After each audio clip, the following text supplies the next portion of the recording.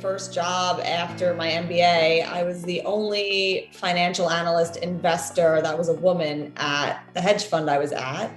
And secondarily, I don't know if this is 100% fact-based because I haven't been able to compile wholeheartedly everybody who's ever started a distillery. But at the time that I founded the Noble Experiment, which was a rum distillery in Brooklyn, I believe I was the first solo female founder and head distiller of a distillery in the United States.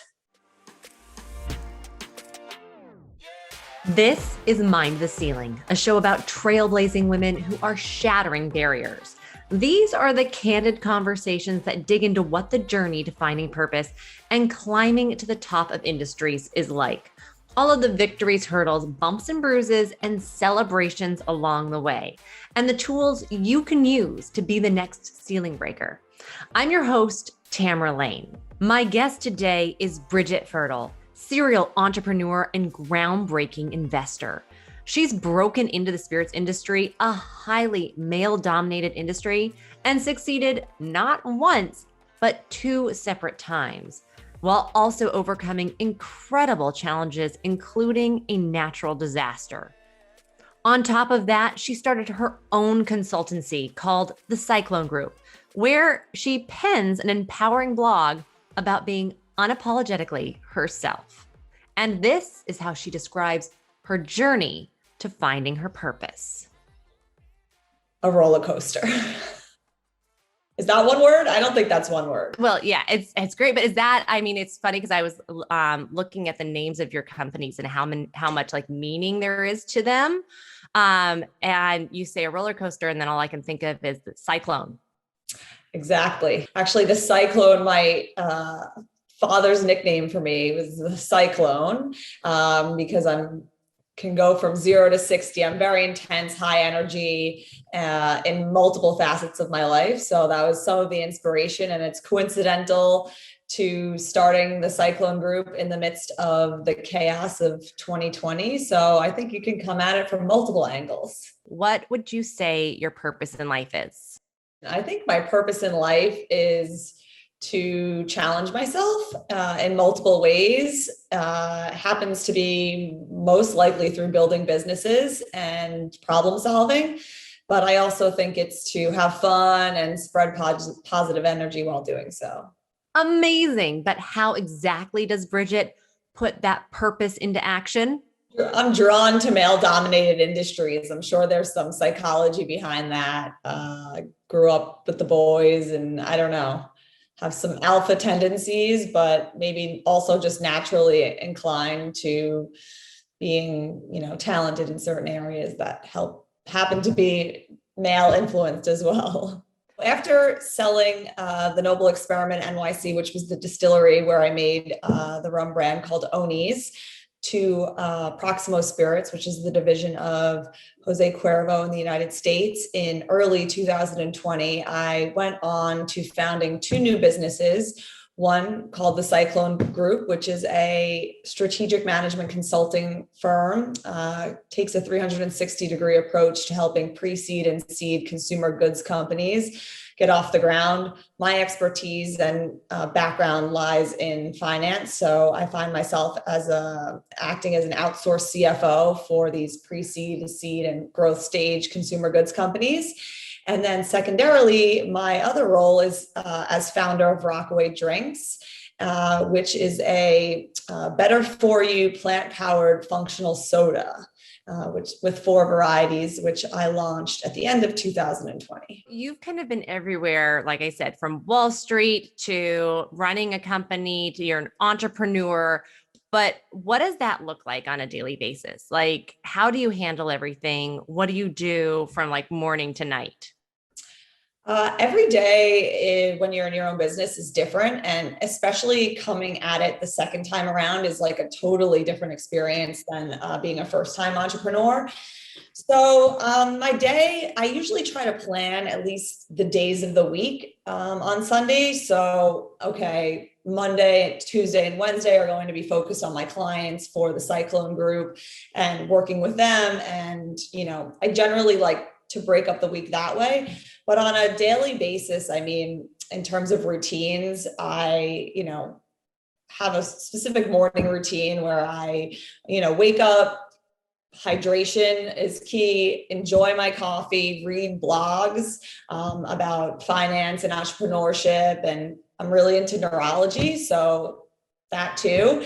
And then I start my day with emails and things like that, probably, around 8:30 in the morning, take a break to exercise pretty much every day at 11 a.m. Then lunch, then continue, fulfilling either consulting responsibilities or responsibilities for Rockaway, try to get out for a walk before dinner. And then, once 5, 6 o'clock comes around, I usually like to cut it off. And, whether that's cooking dinner or unwinding with a glass of wine or going out again, which is nice post-COVID. I try to find a lot of balance. I learned from my previous businesses and career that I can burn out pretty easily, and you don't really need to be at your desk for 100 hours a day. You could be pretty efficient with your time if you can practice focusing on what you're doing in the moment. So. Well, that was actually something I wanted to ask you about, because you're doing so many things at once and you're accomplishing so many things at once. I feel like you have to be using all 24 hours of the day.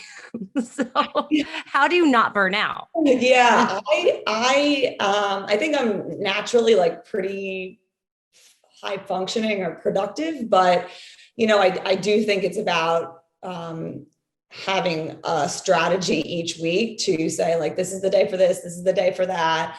And also, like, when sitting down, you're like, this is what you're doing, not like, I'm going to do a little bit of this and then I'm going to get distracted. It's like, okay, here's a 2-hour chunk, and like, get it done, then take a break, go for a walk, come back to your desk. It's not, because I feel like if you sit at your desk for like 10 hours on end, you wind up getting done what you could have really gotten done in 2 hours if you just focus. I've also picked up a meditation practice, and I know that everybody talks about this and like there's polarizing opinions. But I feel like really practicing concentrating, it helps you practice concentrating and like controlling your brain activity and thought process. So, I can't pinpoint exactly how it's helped, but I'm sure it has. I was going to say, because like my biggest problem is procrastination, right? Like even sitting down at my desk, I'm like, I just really want to do something else. How do you fight that? I think procrastination is natural, and I tend to do it myself. I feel like when you're working for yourself and you're in your own business, I'm just fired up every day, to be honest. Like, I'm excited about what I'm doing and I'm happy about it. So I don't like doing a lot of the menial tasks. Like, I'll put off like bookkeeping or like things that don't like get me excited. And that I'll wait till the last minute. And then my accountant will be like, okay, we need the books, and I'll have to do it. But, things that are creative or strategic thought process, things like that, I find stimulating. So I kind of want to do them. I think we all need to hear about procrastination, but Bridget is completely right. We're drawn to doing what we find stimulating, and there's nothing that can replace that feeling of accomplishment once we get it done. Of course, I had to ask about a project that Bridget must find exciting, her newest drink. What was her inspiration? I love it. There's one that even has like a little bit of sea salt in it.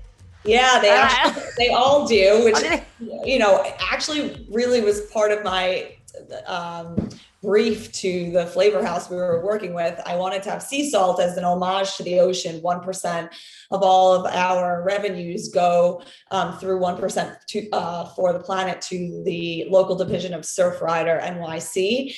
So I kind of wanted it from a brand perspective, but also learned that sea salt helps everything pop in the drink from the flavor perspective. So added bonus.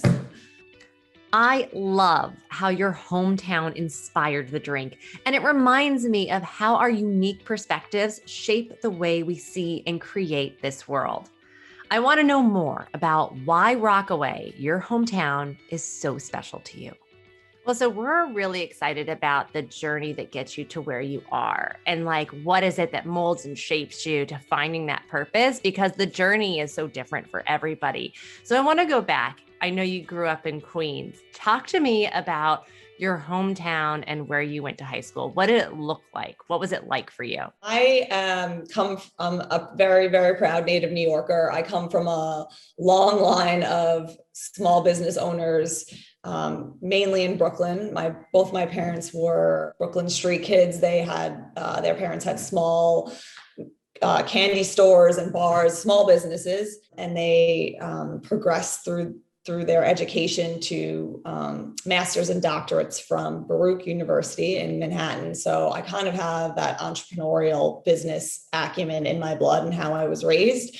But as you said, I grew up in Queens in a town called Rockaway Beach, very family oriented, middle class town of a lot of city workers. So cops, firemen, nurses, like salt of the earth, really good people on the beach. Was awesome to grow up on the beach. But I also sort of had the best of what I think both worlds, because I wound up going to high school in Manhattan. So I went to a specialized high school in downtown Manhattan. So I commuted from the end of the A train in Queens to Chambers Street in Manhattan. So I got exposed to the energy of Manhattan at an early age, and people from the island. So it was a cool balance between both dynamics. And so you're going to a specialized high school. I know that New York has a few of those. Which one was it, and what was your focus? So I went to Stuyvesant High School, which is math science focused. Actually, first entered college, pre-med, and quickly changed within the first semester into the business school. What caused that change? Like, why did you decide? I don't know. I had always been naturally inclined to math and science, which obviously led me to the high school that I went to. It was highly focused in those subjects in school. And then I kind of, it's like, oh, I'm 17 or 18, I guess, when I started college. I'm like, I don't want to be a doctor. Plus, it was like, it's really interesting to look back on that time in my life, because I, not to go too dark, but I was a senior in high school when September 11th occurred. And my high school, if you're familiar where Stuyvesant is, it's like a few blocks from the former World Trade Center. So that year, like, I wound up, where I should be in college. It was the college that I wanted to go to, but making those quote unquote, like, pivotal life decisions on what I want to be when I grow up was a little bit like, oh, I just need to get into college and I'll figure it out when I get there. So I kind of had that revelation over the summer, in between high school and college, like, I really should be in the business school. Like, business is in my blood. That had to be really challenging, though, and emotional, because everyone around you must have been affected.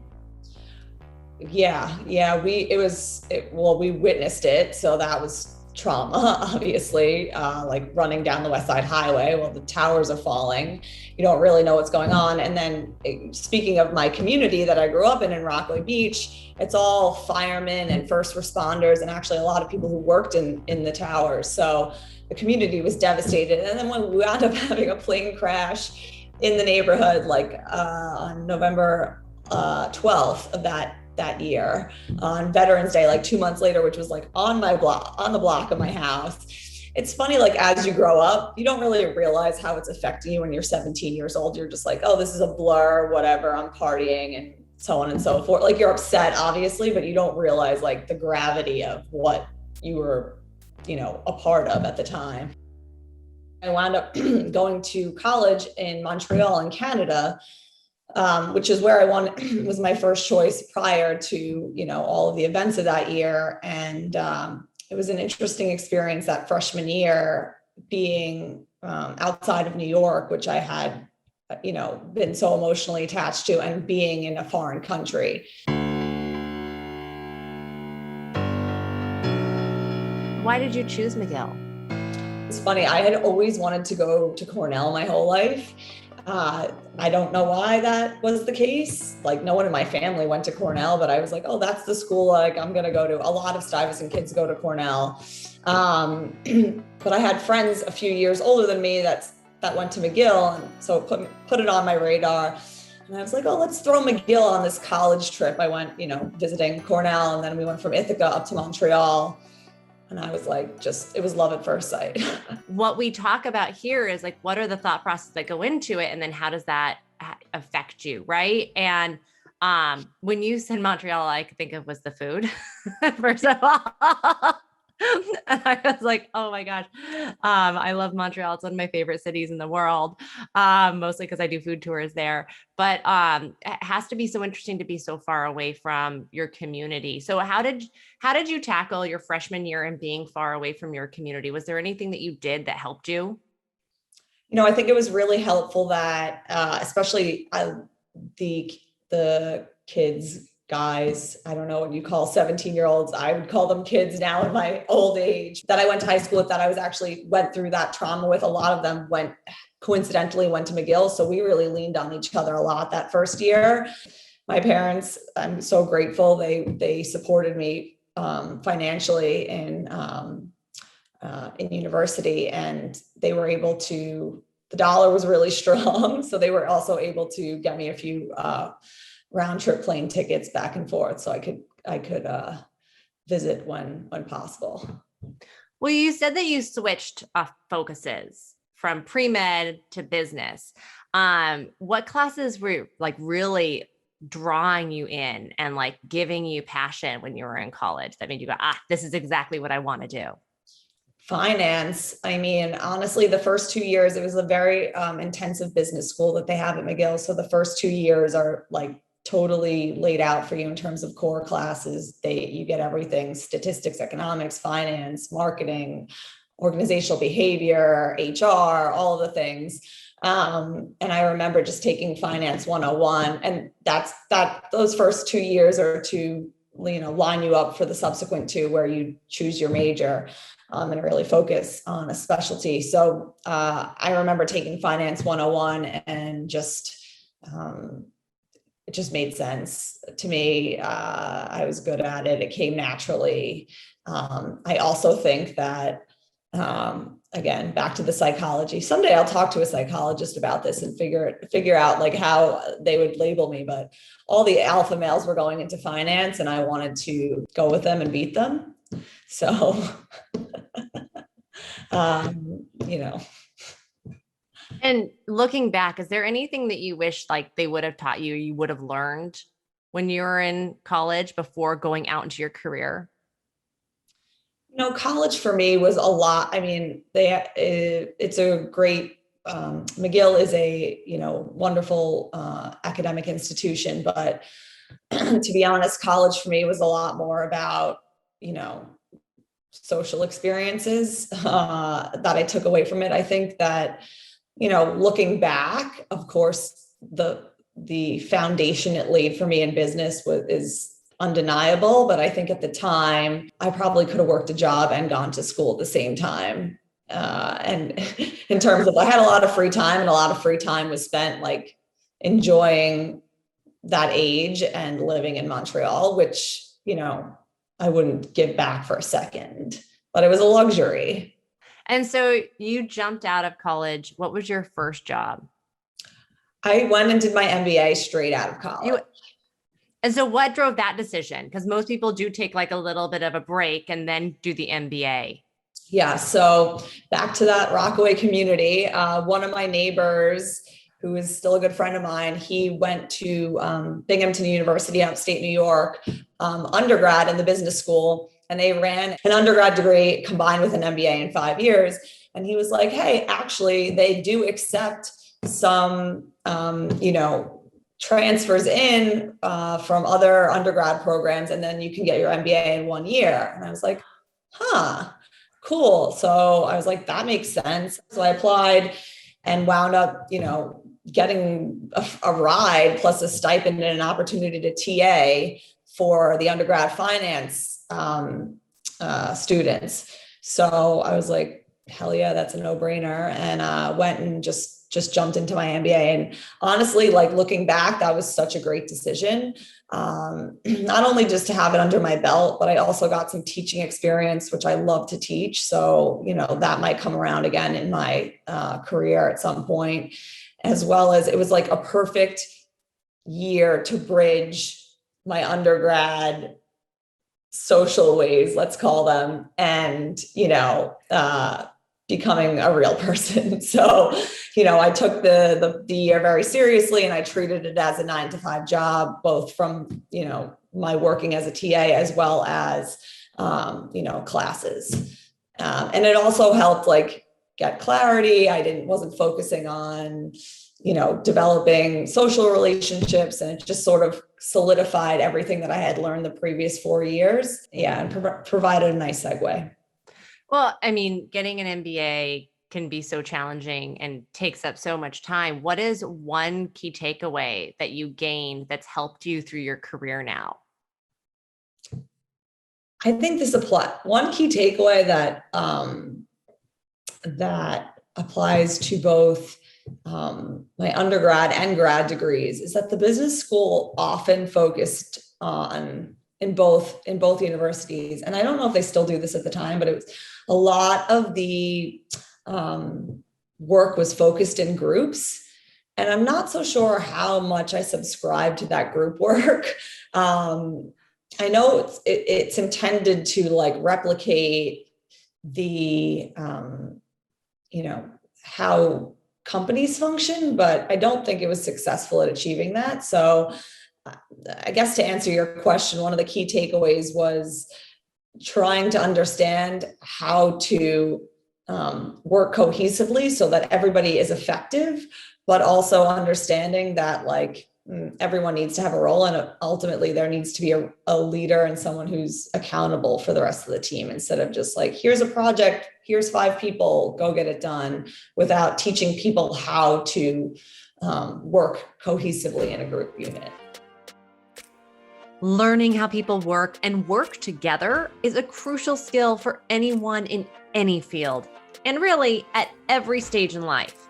Now, let's dive into what Bridget did after college and what her first job was.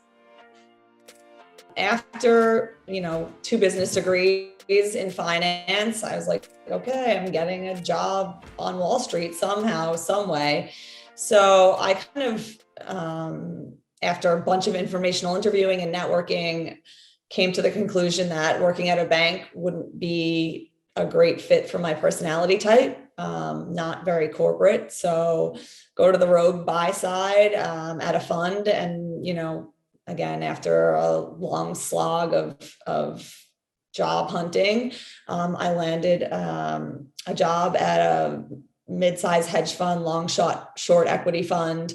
And I was placed on their team. We were a really small team with a lot of assets under management. So I don't know if I was really placed on a team, but I was asked to help support consumer goods, and wound up helping a niche at some point in global alcoholic beverages. And we had about 10 to 12% of the assets under management in global beer, wine, and spirits.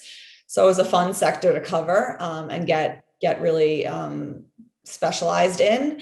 And it ultimately led to my first business, which was, as I mentioned before, seeing an opportunity in the resurgence of American craft distilling and gap in rum production in that renaissance.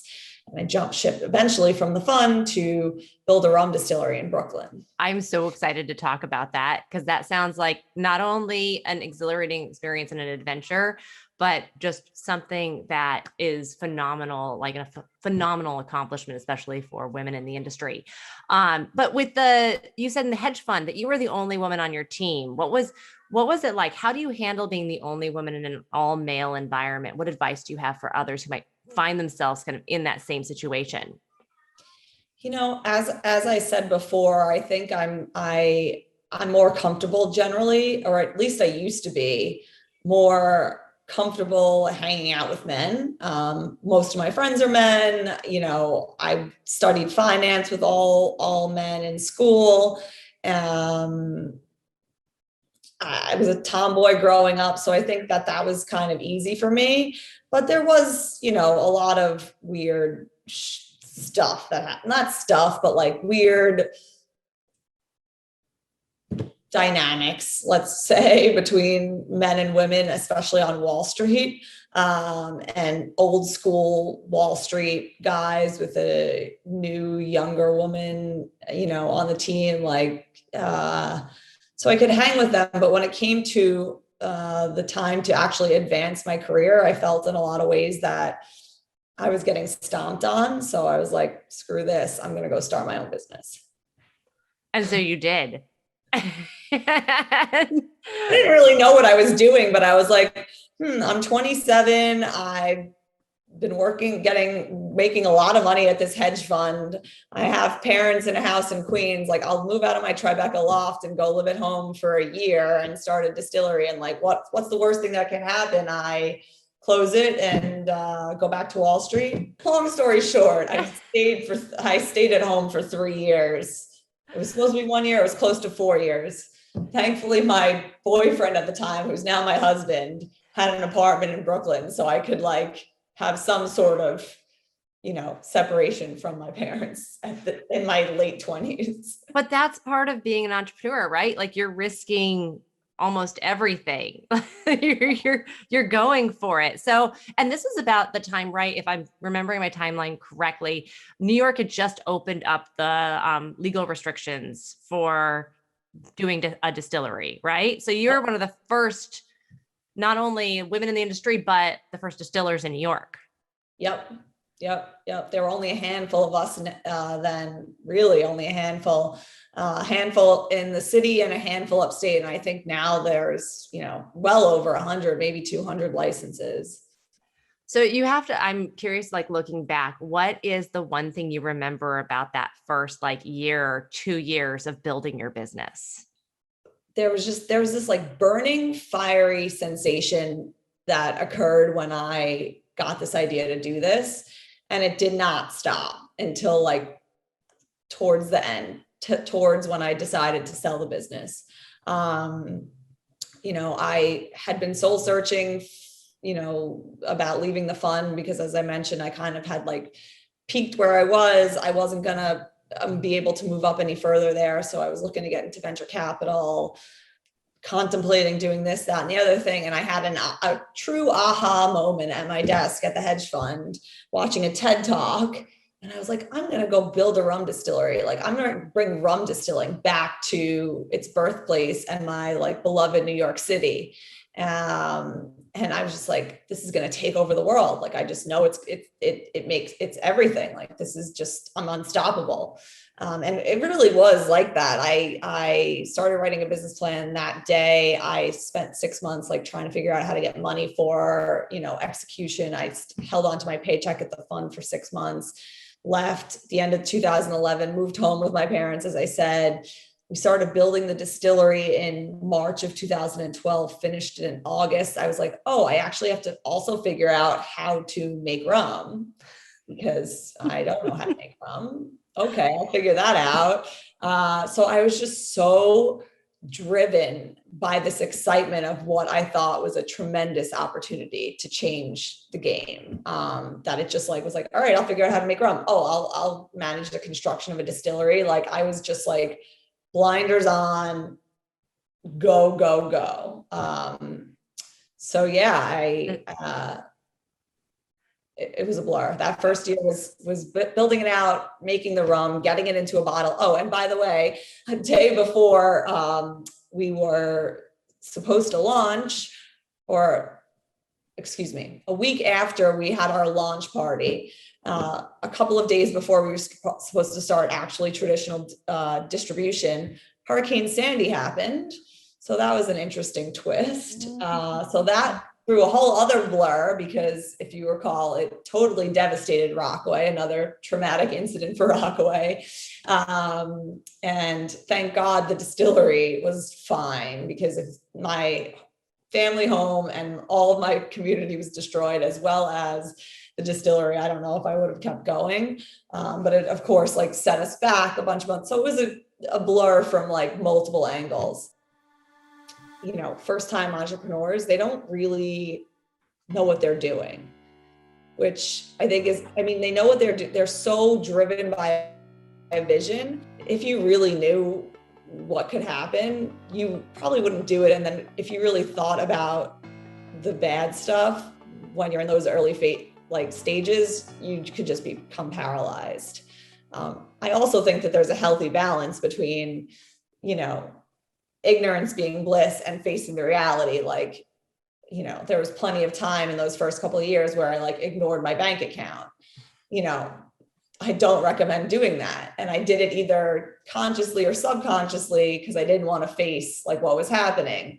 And what was the moment where you realized, after all this time building the business, where all of a sudden you were like, there's success here. Like that moment where you were like, oh, I wish that and I'm trying to do this in my new business.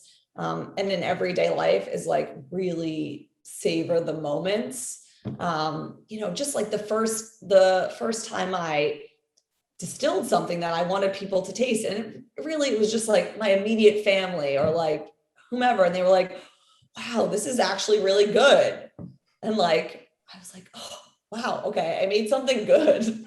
That's good. I hope somebody else aside from my immediate family thinks it's good. So I think every time somebody was like, this is good. Wow, this is good. Then we got validated with some awards. And then random people would, read about, an article that came out and write me an email. And I used to print out the emails and put them on my office walls for when I was having a bad day and some stranger had written to me saying they were inspired by what I was doing. I don't think that there was necessarily one day, especially even when we closed the deal to sell the business.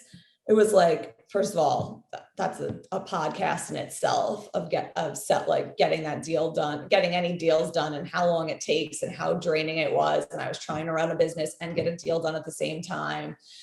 And it was 6 months to a year pretty much. And even the day that it closed, it was just so anticlimactic. Okay, the deal's done. There's money. There's a lot of money in my bank account that I didn't have there before. What's next? This, I got to do something else tomorrow. So let's figure it out. But, I think looking back again, growth, experience and all of those things is trying to be a little bit more present and all throughout the whole ride instead of running so hard, so fast all the time. Well, so wait. You didn't do anything to celebrate?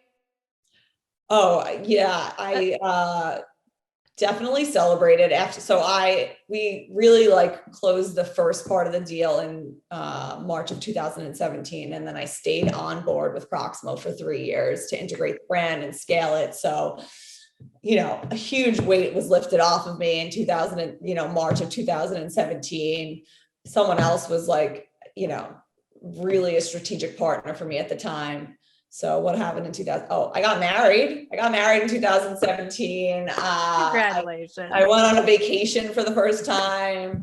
I got a new apartment. I rented a new apartment. I think that first year, from 2017 to 2018, it was okay, I can take a vacation. I can go to sleep at night, without worrying about something, all of those things, huge relief.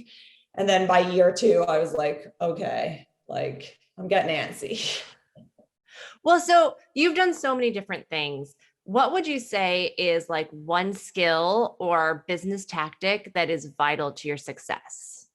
I think just being authentic and true to yourself, honestly, I think that just goes, and being real and, I think it just goes a long way. I think first of all, the effort that goes into the pretense of, and the charades of so much is really draining from, your actual productivity and creating something or executing on something. I think I'm also pretty intense and driven and, I've always been that way my whole life. So, I'm trying to calm that down. My problem is calming that down a little bit. But I think, yeah, just being real, just being a real human being, I think goes a long way, and being honest.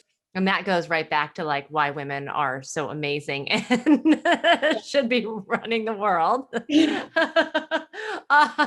Totally. What is something you've learned in your experience that helped you with your career? don't give up your books too soon to somebody else. Like, be signing every check and be looking at your bank account. If you're running a business, be looking at your bank account weekly, if not daily, and understanding what's coming in and what's going out in real time, as much as possible before your skis get out from under you, which you will most likely catch up for it. But as long as you can be like mindful, and by the way, like, raising $50 million or $20 million or $2 million or whatever you're raising or not raising, or whatever your capital situation is, doesn't matter. It translates to the most heavily funded companies or the most bootstrapped companies. Like, just be mindful of where the dollars are coming from and where they're going and what returns you're getting for what you're spending, and just be really deliberate in that. Well, and you said something just a little bit earlier about, being authentic. And I've read that in your blogs that you are unapologetically yourself, right? And I absolutely love that. But my question would be, has there ever been a moment where you've doubted yourself? And what did you do when you doubted yourself?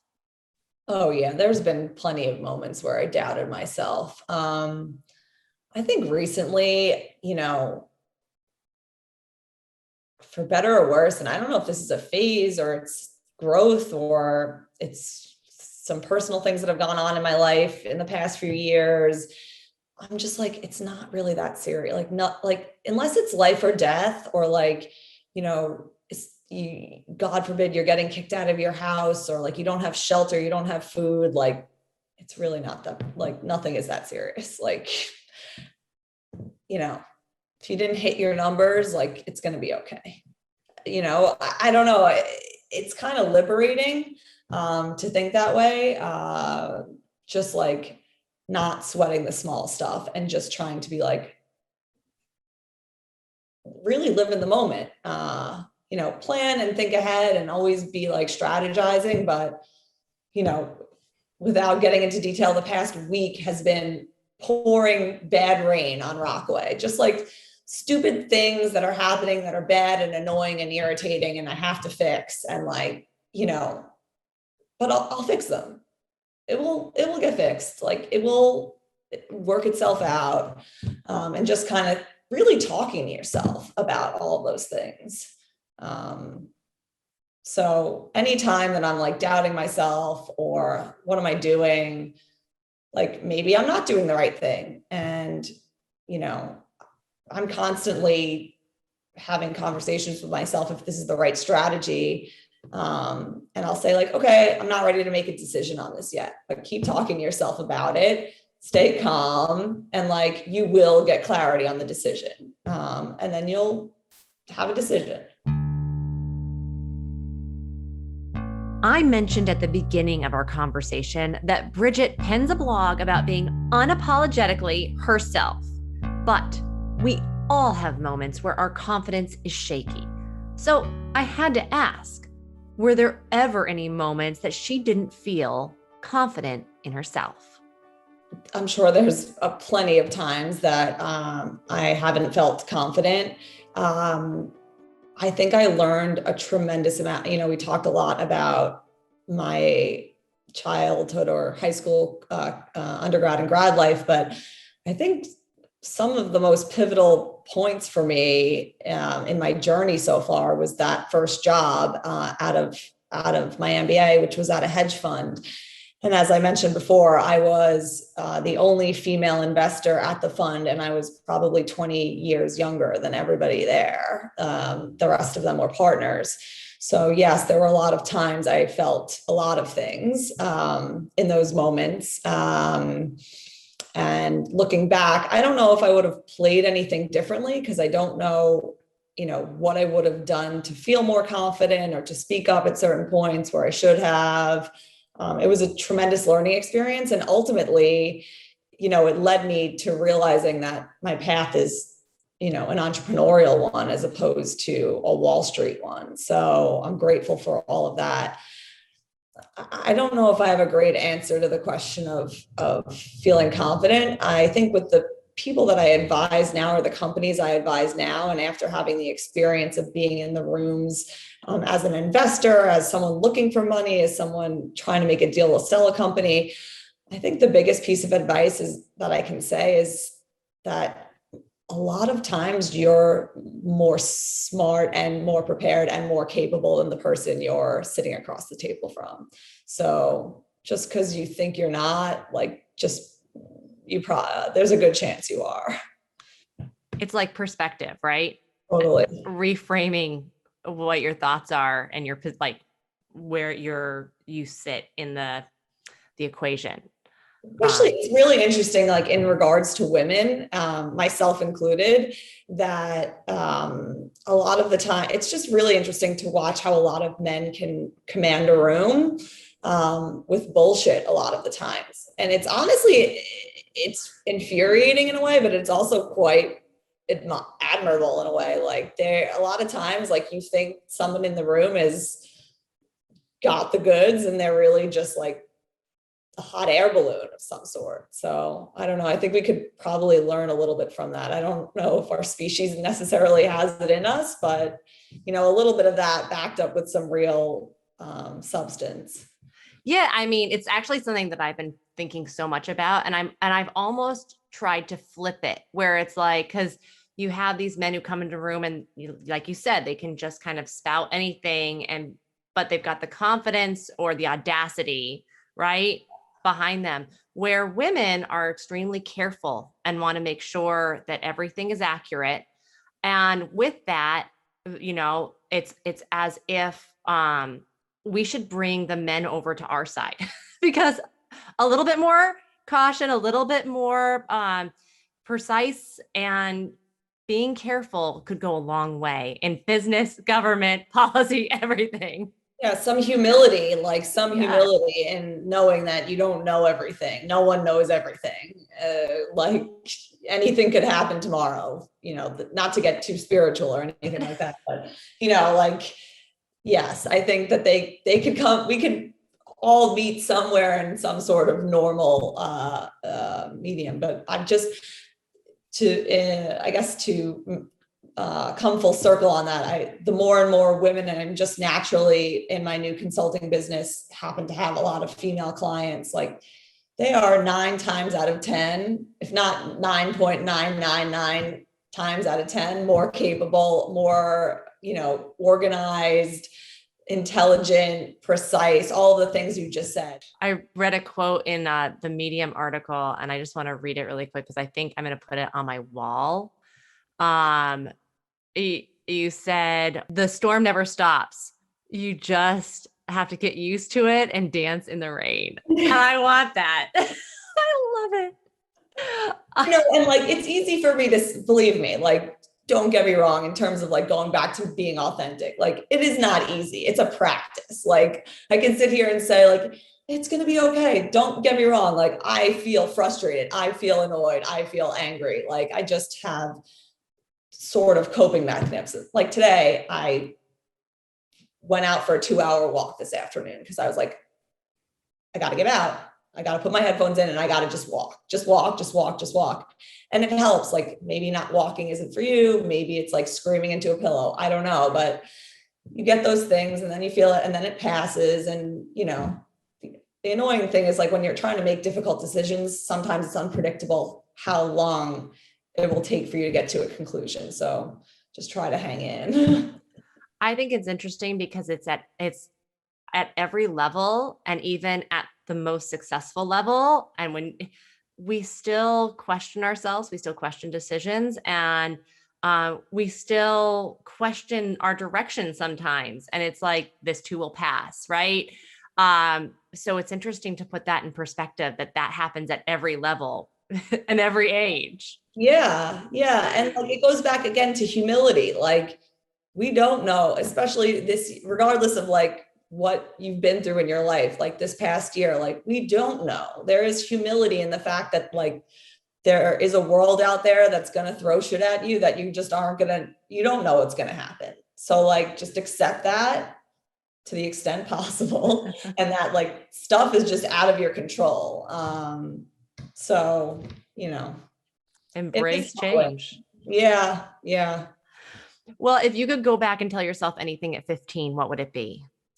Yeah. I think this basically, if I had something to tell myself at 15, it would be like, it's not that serious. Like, calm down, slow down, breathe, like,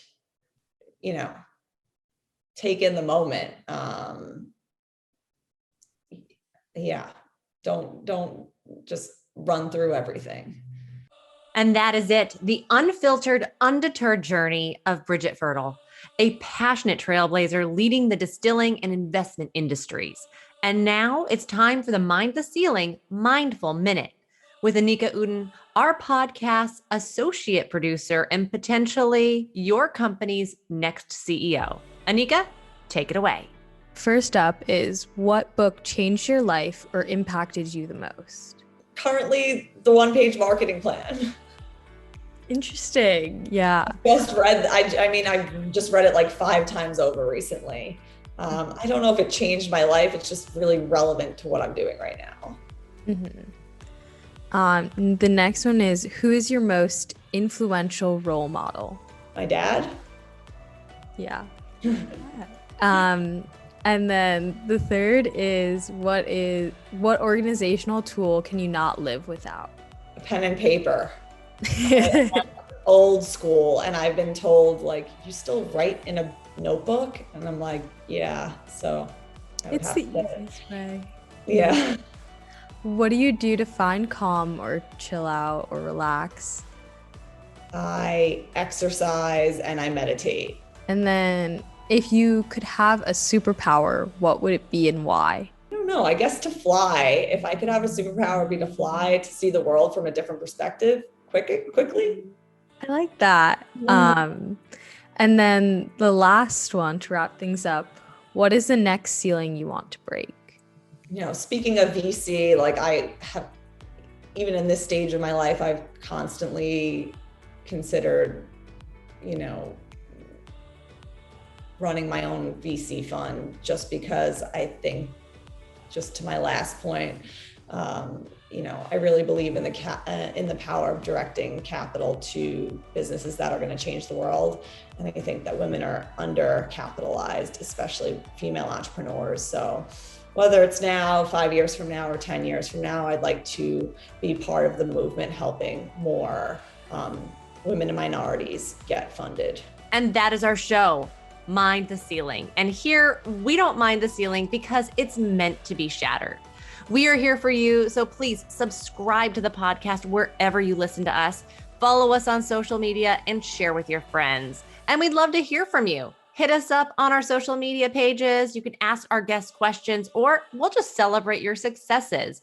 We'll cheer you on your journey. And with that, what makes us excited about the future? The same things that scare me about the future excite me, in terms of, like, I don't know what's going to happen. Just like there's no way I could have ever thought, studying finance in Montreal, 20 years ago, 15 years ago, that I guess it could have been predictable that I would have gone to work for a hedge fund, but then build a rum distillery, then sell that rum distillery, now consulting, whatever, on theme, but like have a functional soda company, like, who knows what lies ahead. I'm excited by the overall, from like a macro perspective. I'm really excited about the startup world, and just the people behind new businesses, the growth in startups, all of the innovation that's coming, to solve really big problems. I really believe, like, I am a capitalist in the fact that I believe that businesses will change the world. And ideally, the people who are directing capital to those private companies will be morally and ethically responsible for directing that capital to entrepreneurs that are helping save those problems. So I think we're getting there. I think it's, we have a ways to go, obviously, but there's so much cool stuff happening out there.